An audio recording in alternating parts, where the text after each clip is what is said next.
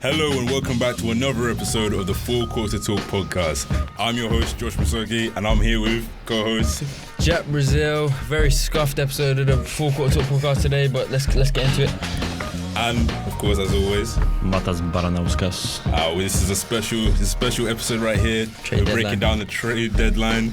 A lot went into this, so please, a lot went into this. A lot. We're praying this makes it out. Oh, it's gonna make it out. Yeah, I mean, let's get into it, man. The big news. The big news. The Harden-Ben Simmons trade went down. The end of 9 months, combination of 9 months of Ben Simmons sitting at home with Maya Jama.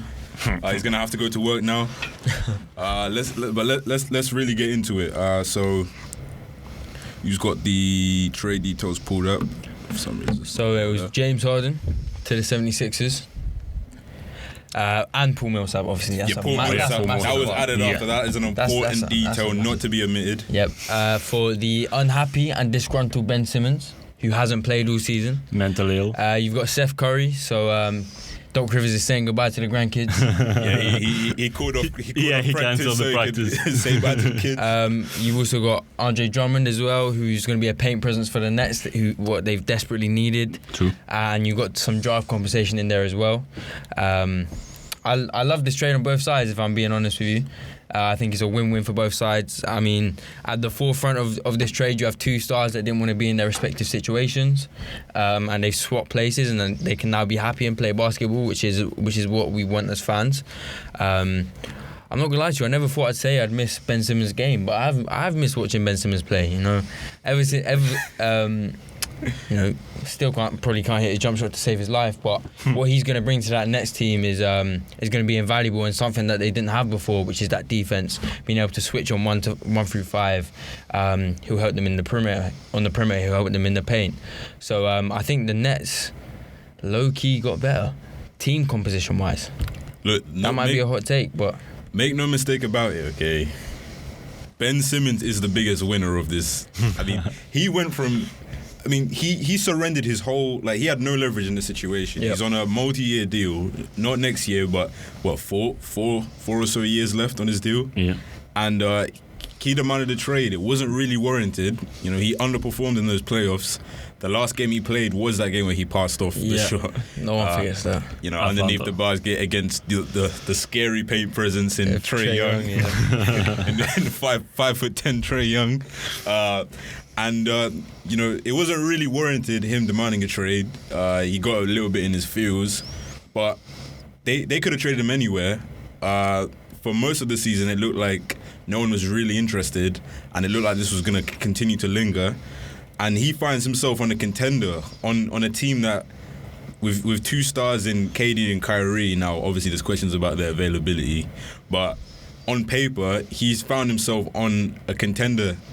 Again, so yeah, and this has a chance to be the perfect situation for Ben Simmons, because the spacing on that team is going to be elite, and especially when you have someone like Ben Simmons, to pair him with people like Kevin Durant, Kyrie Irving, Seth Curry, Patty Mills, who are all knockdown shooters. Joe Harris even, yeah. At some point. That I can't think of a better place where Ben Simmons actually could have ended up.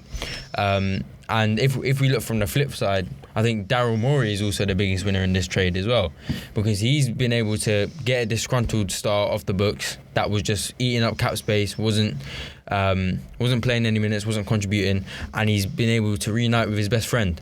Look, everywhere he goes, James Harden seems to follow. I think we all owe Daryl Morey an apology. We were all clowning him. We were saying I said he's chasing a ghost, holding out for James Harden. You know, for the end of the season. Patience is a virtue, Josh. Patience is a virtue. Overrating every asset, overrating the asset in Simmons, but at the end of the day, I think a lot of people, with him not playing and with how he ended last season, a lot of people started to kind of underrate Ben Simmons as a talent. This is a player that was top 2 in Defensive Player of the Year voting. 3-time All-Star. 3-time All-Star, has shown his playmaking skills. Exactly. Okay, he had a bad series, but that doesn't diminish what he is as a talent, a young player as well. He's probably a Kawhi Leonard shot away from being an NBA champion as well, if we're being honest. So, probably. Ben Simmons definitely became underrated, and the Nets also acquired Maya Jama as well. So they're the real winners. I'm interested to see how Ben Simmons can get along with Patty Mills because of Team Australia stuff. Okay. Because Ben Simmons decided, no, I'm not playing, I'm working on my own game. Speaking of chemistry, though, if you think about it, so you've got 2 Sixers going along with him in Seth Curry and Drummond, who they've just seen a player pretty much quit on their team, and then they're expected to now play with him on a different team. They didn't want to. I mean, they both signed as free agents to the Sixers, so they clearly wanted to be there. Yeah. And now they've been shipped off because of a player that didn't even want to play with them. So that's an interesting. I think they'll get over it quite quickly. I'm sure. As soon as those wins start piling up, 100%. And the main goal for this team now is a championship. And once they get closer and closer to that goal, I think they'll put those differences aside. And I think Patty Mills is a consummate enough professional. I think he'll probably take Ben Simmons under his wing. So. I think from both sides this is an amazing trade. A lot of the times in these big trades, I think about the trade that even sent James Harden to Brooklyn. There's always usually a clear winner and there's someone who's been fleeced. But I think in this scenario it's ideal for both camps. And the thought of that pick and roll with James Harden and Joel Embiid is, if it reaches its potential, has potential obviously to win them the NBA title. Going back to that though, you said clear winner.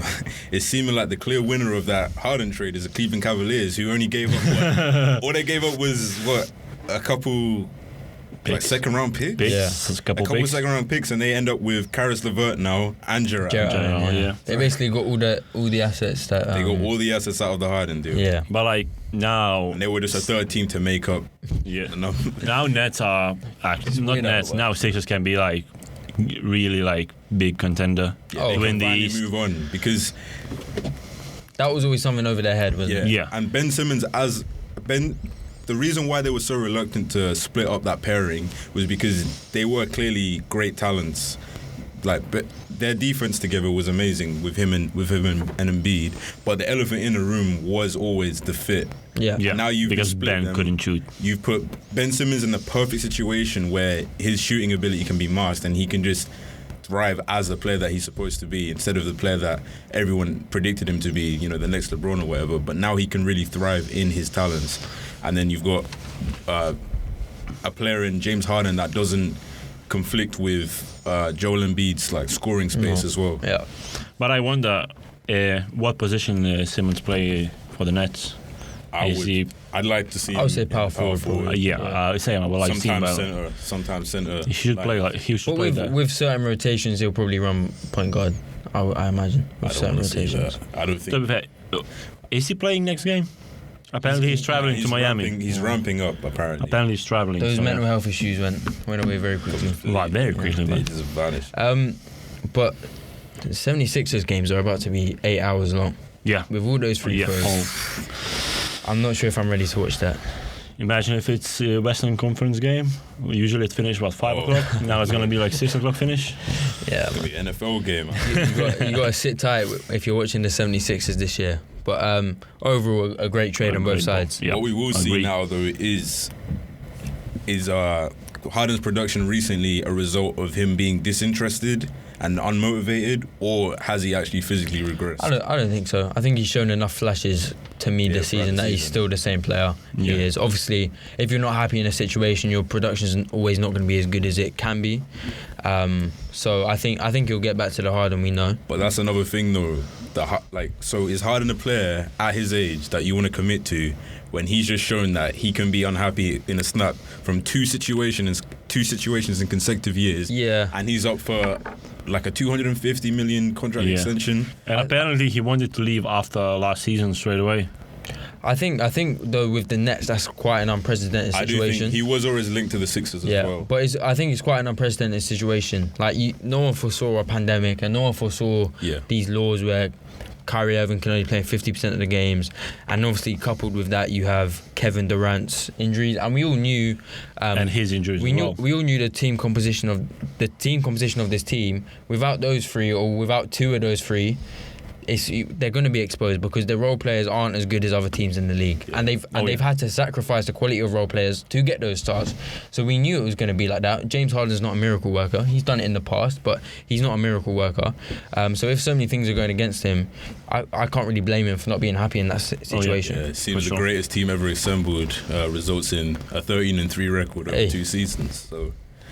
Must be one of the best win percentages in NBA history, although the sample size is not great. Yeah. Shall we move on to the CJ McCollum deal? Yeah, let's move on to the Portland Trailblazers. Yes. Now, this didn't exactly break in on the trade deadline, but it was in the days leading up. They first started by getting rid of Norman Powell. Yep. Clippers. That was a questionable move there. They initially committed to getting Powell, trading away Gary Trent Jr., who's a prospect in his own, and he's now breaking out. Hooping. He is hooping. He had 40 yesterday, didn't he? I believe. Maybe. But yeah, he's averaging like 30 over the last month. Lately he's been just on fire. So they moved Gary Trent Jr. and Robert Covington, who they weren't using properly in the first place. And they moved them, who they gave up assets to get them in the first place, and they moved them for what ultimately results in Eric Bledsoe and a second round pick. Mini LeBron, bro. That's mini LeBron. Don't disrespect him. All I can really say is Rip Bozo from the bottom of my heart. By them, it was nice while it lasted. The 2019 run was cute. It created some nice memes. Yeah, I mean, it was cute. It was real cute. But you guys look like the bigger winner of that shot right now. that shot could end up being the best moment of our franchise. Yeah. I don't really get where they're trying to go with this. They're not committing to one side or the other because they've been gifted Anthony Simmons, who he's starting to break out and show that his potential as a future star, but they're not deciding whether they want to move on into that rebuilding phase with this deal or if they want to contend. Because trading away CJ McCollum, who we all knew that there was a finite ceiling to that, especially when they did have Norman Powell, because you had three players under 6'5", who can't defend, leading your squad who can't defend. Yeah. So there was definitely a fine ceiling to that, but you'd think that they would trade that for more established players at a position that makes more sense to fit with Dame. Yeah. But now they've just traded away for Josh Hart and other young players who they then traded away again. Yeah. And that place of purgatory in the NBA where you're not exactly losing but you're not exactly winning, I think is the worst place you can be. Like we've seen that with teams like the Pacers and the Wizards for the last like five seasons, where they don't know if they want to be good or they don't know if they want to be bad. And I think they just mid. Yeah, and it just holds back the long-term future of your franchise because you're not getting high draft picks, you're not looking towards the future, but you're nowhere near good enough to compete for an NBA title. So I think the Portland Trailblazers are on a dangerous path down mediocrity if they weren't already on that anyway. I think you've got to let Damian Lillard go. I think those two are holding each other back. Damian Lillard is going to win games for the Blazers, which I don't think they should be doing, and Damian Lillard is going to be on a mediocre team, which in this point in his career we want to see him win now, and I don't know why he doesn't want to win. he doesn't want to escape from the grind. He's that bread. He's just vibing. He's just vibing. Because look, they I can't stress it enough. With Simmons, he had an unconventional path to the league. Yeah. He didn't come out of college. He went back to, I think he went to a prep school in IMG Academy. So he technically came out of high school quite young. And he kind of developed, under the shadows, under, CJ and Dame. And now he's risen with Dame out and with CJ in and out of the lineup. He's now shown his potential. Yeah. And that gives them, you'd think that'd give them the perfect platform to then decide to go into the rebuild. Because if they turn CJ and Dame into rebuild pieces with Anthony Simmons still already there, I mean, that's a perfect jump-off point. Exactly. But instead, they're still trying to cling on to this, this distant dream of Dame replicating Dirk Nowitzki's career. Dame is about to become the greatest player of all time.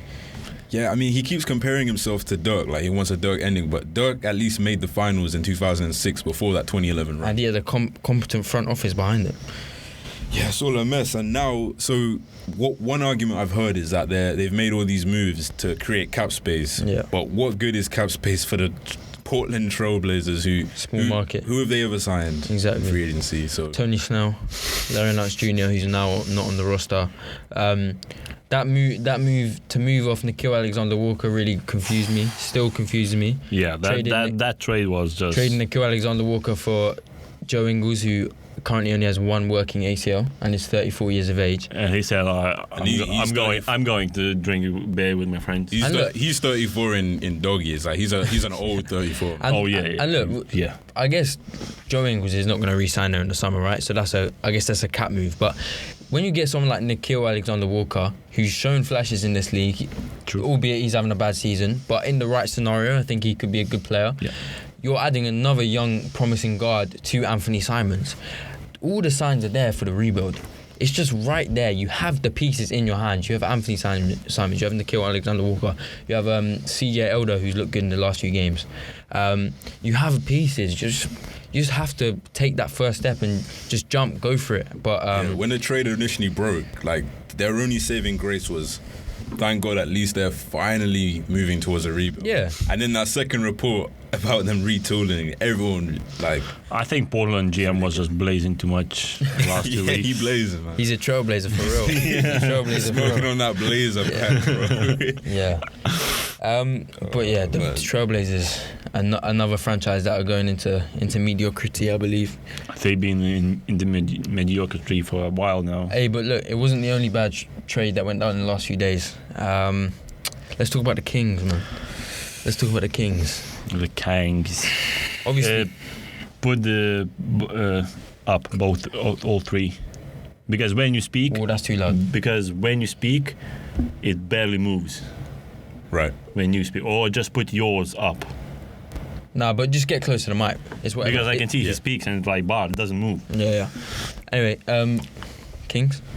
Yeah, so the Kings, they parted ways with their 21-year-old sophomore, second year player in Tyrese Halliburton, who, I mean, they seem like they found a gem, but what do the Kings do with gems? They don't know how to act. Allergic to prosperity. Yeah. It's a mind-blowing one. Obviously, they acquired Sabonis, who is a great player. He's a great player, but again, with the Blazers, what is your direction? Are you trying to sell tickets, or do you want to path back to the glory days, to the 2000s? But Sabonis doesn't sell me tickets. If anything, Sabonis sells me less tickets than Halliburton. I mean, I don't know what Sacramento has going on. It depends if Sabonis helps them win more than Halliburton. I mean, look, they've got a 100% record since the trade. Yep, they have won the game 1-1. And obviously, look, technically on paper your roster has gotten better because Sabonis is a better player than Halliburton right now. Of course. But all the whispers coming out of that franchise were that Halliburton was the cornerstone piece of that franchise, and that it was going to be Fox that moved on. But the Pacers were adamant they wanted Halliburton, and it feels like they've bended to their will a bit when they should have been a bit more. Because I feel like if it got close to the deadline and the Pacers knew they had to move off Sabonis, I think they would have taken Fox all day long. Yeah, for sure. If the Kings were a bit more resolute, but obviously they've kind of move out of desperation. Yeah, there was clearly for no need. For no reason. No one. There's no pressure on the Kings. All Pacers. Yeah, all the Pacers. But the Pacers have got a massive W here. Oh yeah, 100%. Absolutely. They've just restarted they've got the best restart because they thought they were just going to go in with picks into this off season and start their rebuild then. But now they've just got a kickstart into it. It kind of reminds me of the Paul George Shea deal where we have all these picks, but we've just started off with a Shea already. So you already get that young player that you already know is going to pan out. Yeah. So it takes away that mystery. And now I think that's a big reason why they didn't end up trading Miles Turner at the deadline, because they fit on a similar timeline now. And I guess the Pacers want to see how those two would work out in the future. And I think Miles Turner has been unhappy in Indiana for a while now. But if he's been desperate for the last couple of weeks. Judging by his tweets from that Halliburton trade, he looks quite happy. Oh yeah. And Instagram post that he posted like he's happy. Yeah. So, but the thing is, like, Kings didn't like Yeah, they traded Halliburton, but they still got like good players, and they can build around Sabonis and Fox because they are in the same timeline right now. And because right now Kings, they traded their guard because they had too many guards, and Pacers traded the center because they have Sabonis and Turner. But what pieces do the Kings have to build around, to get more pieces to build around those two? And also, as Josh said earlier, what free agents are going to go to Sacramento? Yeah, that's true. Like, who's going to Sacramento? It's California. Yeah, but no one. But it's Sacramento, so I don't know. This is what you do when you're a small market team. You need to build through the draft and through trades. Yeah. It's a weird They're one. too early. They're too. They plunged. They went for this way too early, because if they have Tyrese, if they go all into Tyrese, then it allows them to be bad enough to get more draft picks around him and then go from that way. But now you've got Fox and Sabonis. That's too good of a duo to bottom out, but not good enough to really rise above playing range. But you never know what can happen in this league. But it's Kings, so as we know, it's poverty franchise. Been for years now. Yeah. 15 years without playoffs? The fact that Vlade Divac still has his job is crazy. At least they No, might. he doesn't. He doesn't? No. Is he not the... No. Oh, okay. Cut that one up. Whoever's in charge clearly isn't doing anything like... Or it's just pressure from the owners. And look, I'm not... Should the play-in count for the end to the drought, or? Oh, no, that doesn't count. In my books, doesn't count. But hey, look, you got your boy's in a new situation. It's not a good situation. He said because I think pretty sure his fiance lives in California. Okay. So now he can be together. He find place. California is better than Indiana, I assume. I think so. So and he gonna stat pad on the team, so I'm happy. He's gonna, okay. That's what he's been doing on the Pacers. Exactly. So he's a new team. Yeah, but you weren't happy when he was doing that on the Pacers. Because I saw more potential with the Pacers. The Pacers, the team itself. No, the Pacers team itself is better. It didn't make sense. No, I know. The talent that they had with Brogdon. That core, Turner, that everyone. core bottoming out just made no sense. Yeah, now he's just basically they're two good players. That's it. But I mean, when you have a coach, to be fair, they have Harrison Barnes still. When you have a coach as elite as Rick Carlisle, anything's possible, you know. He's a good coach, man. He's a good coach. Just couldn't. I just think he was given a bad situation. To be fair, they are one game away from playing tournament now, Sacramento Kings. So, Wait, was he given a bad situation? No. Or did he sign for a bad situation? Was that the core of the players were good? Yeah, exactly. It was a good. Yeah, it should be a good team. So, when you have all the pieces, and it doesn't result in anything, is that a bad situation? Hey, I mean, the last coach couldn't get any joy out of those players. All the players last coach, everyone start fighting against that coach. But I'm saying that then you got to look deeper. Is it the players are talented, but do they want to work hard enough? We'll see. We'll see now. We'll see. But yeah, look, at least the Pacers have a direction now. Oh yeah, for sure. That's, if anything, that's the biggest positive of all. Look, if they got given a first round pick in a draft, for a future draft, and they got Tyrese in that draft, they'd be happy. So getting him already, and that's a secure thing. Yeah. That's perfect. But Tyrese was godsend for Kings because he dropped in that draft just for Kings to take him, and he traded them away. But can we quickly talk about what Mark Cuban has been smoking?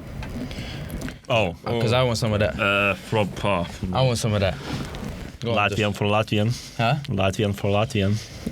I know who I'd rather have. Latvian. I mean, yeah.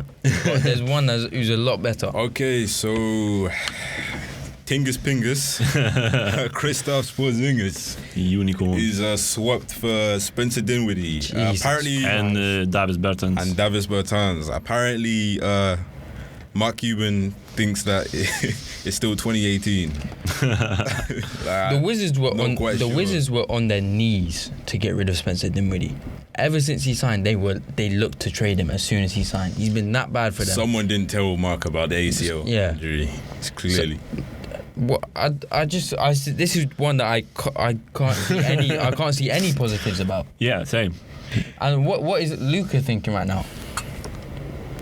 He's just vibing. I feel like I don't know, because it looked like they were starting to embrace Kristaps Porzingis as well. And he's been having quietly a good season. He's been having a good his season. best season in the Mavs. Yeah, Not for shooting sure. great, but otherwise been great. You know, But he's been quiet. Like no one's talking about Porzingis. Like he's been good, but like no one's talking Yeah, about but I him think that at all. benefits good him thing. because That's he's a always good been thing. in a scenario where he's Because he was the problem. Always like, Porzingis is the problem But now. look- This is no one. with Jason Kidd's system, he's cutting more. You know, he's getting more players. playing more like a 7-footer. Yeah, he's getting more off ball. Yeah. And I don't really understand this deal for both sides though, because What Wizards are doing, by the way? what are the Wizards doing? You think that Well, they gave Montrezl Harrell away for like a bag of chips. yeah, but And don't Beal they want to is feature having surgery. Bill. Yeah, Bradley Beal's he having was surgery. having surgery. Don't you? You're getting a bit more out of Kyle Kuzma now, but now you've just brought in a player that plays the same position. Yeah. First career triple-double, by the way, yesterday. You gave away, He's been hooping. so you gave away Bertans. At least, I guess acquiring Bertans. If the best case scenario, if Spencer Dinwiddie gets back to where he was before his injury, then I guess you have that off the bench. Especially if he does go back to the bench role, Yeah. then you have that potential off the bench. And But then off the benches goes Dinwiddie and Brunson. Yeah, but Brunson might not re-sign this offseason. He wants a lot of money. He wants Yeah. 20 mil a year. 20 mil a year. Yeah. But yeah, the Mavs got rid of a player for two players that aren't nearly as good as him. Oh, yeah. Exactly. And And then- Davis Bertans is on one of the worst contracts in the NBA. Yeah, he's in one of the worst. This season he's been shooting poorly. terribly. And that's the only reason they normally signed him a for four. so much money. He's a shooter that can't shoot. Yeah. Well, last season he He could was shooting shoot, but like 41%. this season now he's like just- 32%. He tricked them. Yeah, He tricked- He tricked them in empty arenas. Contract. He's like he called Latvian laser and he's shooting like stormtroopers. He's got that Julius Randle syndrome right now. Yeah. I don't know. Something about them 2K sounds had them shooting the lights out. Well, how long is left on Porzingis' contract? Do we know? That's a decent amount of time. Because I could see Bill and Porzingis being a nice little duo, and I think if you're offered Porzingis for And like Kuzma as well. that little of a return, and it's two players you want to get rid of, That's another thing that doesn't make sense. I think they're all on about 4 years left on their deals. So you think that maybe they made the deal to get off contractually for that to make sense? Porzingis has 2 years left, Yeah, and then unrestricted free agent. Yeah, so but I don't think this is a bad deal for the Wizards. Oh yeah, for the Wizards, yeah. I Yeah, think it's not bad. if you can get Porzingis for that cheap, you do it. exactly, because at least now they've got Porzingis who has the potential to be something different for them, take some pressure off Beal. Yeah. And they gave away two players that it's not like because they took on Porzingis' contract, but all three players have bad contracts. So Yeah. getting the best player in the deal, I don't get the Mavs. Yeah, the Mavs. I mean, Luka does need some help, right? And But Dinwiddie is not even going to be able to do what, because a reason why Dinwiddie's kind of regressed is that he's not been able to play the role that he was contending for Sixth Man of the Year with as a playmaker, but he can't do that now. He's not doing that next to Luka. Brunson's already established, so that doesn't make any sense. it's just two. I think they just traded for two profiles they didn't need at all. They needed a big man, if we be honest. They needed a center, and they didn't get it. And they've actually downgraded. They've actually downgraded at their center spot as well. So I don't know, Mavs. And Mark Cuban is gonna have to come out and explain this one to us, because Unless they have something in mind to do in off season. yeah, I mean, I this don't one, yeah, but it's not like they're saving any cap with this trade. True. So I don't. they haven't saved any. Like, if they were on expiring contracts, these two players, then it would make sense. But they're not even on expiring They still have contracts. minimum 2 And years. They even gave away- Spencer Dinwiddie just signed a contract. Yeah, and they even gave away draft compensation. Yeah, what the oh my god. It just gets worse the more you speak about So it. fair, Cuban is that guy that he doesn't care about money. No, I know, Yeah, but but he would But get, like he should care about the team. But like, at he this would point, get like, roasted on Shark Tank for this deal, man. oh yeah. yeah. And Like, what? and Loki What is this he's deal? doing everything to not keep Luka at the Mavs. Yeah. He said like he will do everything, but at this point, like His move does But to not be keep fair, Luka. the only thing that makes sense for this deal, or at least justifies this deal, is if Luka said he doesn't want to play with Porzingis. True. But And in that case, I think he just took whatever he that's can. on Luka. and the thing is, we'll probably never know that. Yeah, Yeah, because maybe we'll know after everyone retires. Yeah. because there seems to be a bit of a reputation Luka's building of making these type of demands. As we said with Rick Carlisle, that didn't really make any sense, and then it comes out he didn't like Rick Carlisle. So that's one to. That's one to He is the head office. yeah, man. LeBron. He is the Mavs. At this Le point, yeah. GM 2.0. I mean, Le GM. if he keeps playing like he's Shout out played to Chris recently, Smoove. if he keeps playing like he's played recently, you can't blame him. Oh yeah, of course. The guy's been hooping. Low key, I was thinking, this might be a bit of a wild shout, but if Jokic is an MVP candidate, is Luka also an MVP candidate?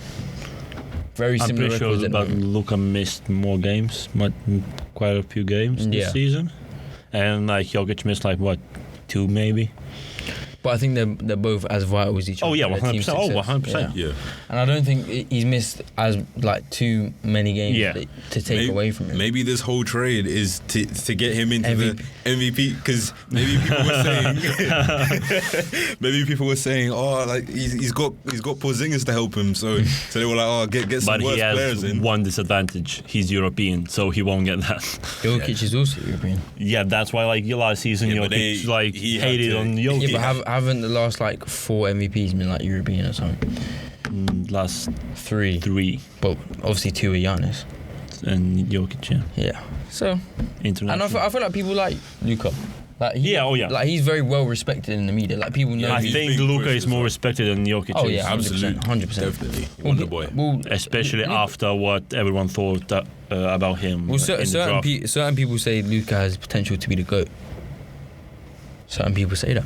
He's You never know. Still only 22. He's still very young. Still only 22. Still very young. I think the player that currently has the best case, like the best potential, Giannis. is Giannis. Definitely. Yeah. Oh, yeah, Off the 100%. best start. Yeah. But let's talk more about the Wizards. So they also moved Montrezl Montrezl Harrell Harrell. for bag of chips. Literally for nothing. It was like Vernon Carey and Ish Smith. Yeah, the Hornets have been linked to him for quite a while. They've needed a big man. Hey, That's a big dub for the That's a Charlotte. perfect trade for them. Yeah.